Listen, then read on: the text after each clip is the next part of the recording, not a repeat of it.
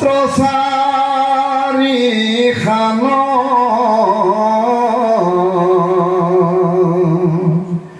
মোহৰ নামক মাত্ৰ জপিবা সঘন। এ সখী, শংখ চক্ৰ গদা পদ্ম এই চাৰিখনে হ'ল অস্ত্ৰ মোৰ। আৰু মোক যদি তুমি দেখিবলৈ ইচ্ছা কৰা তেনেহ'লে কি কৰিলে দেখিবা? সঘনে সঘনে মোৰ নাম জপ কৰিবা।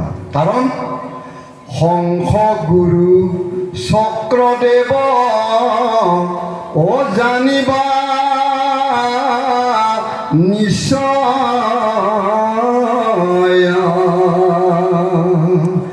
গদা নাম পদ্ম ভকত এহিষে নিৰ্ণয়।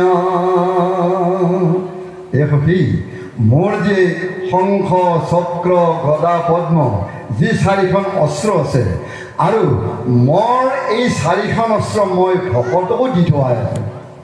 আৰু মোৰ এই চাৰি অস্ত্ৰৰ যিমান শক্তি মই ভকতক দি থৈ দিয়া সেই অস্ত্ৰৰো সমানেই শক্তি আছে। যে কি দিছোঁ? গুৰুদেৱ নাম ভকত। গতিকে মোক যদি তুমি চাবলৈ ইচ্ছা কৰা তেনেহ'লে কেনেকৈ দেখিবা? শংখ চক্ৰ গদা পদ্ম অ দেখিবা সাক্ষাৎ,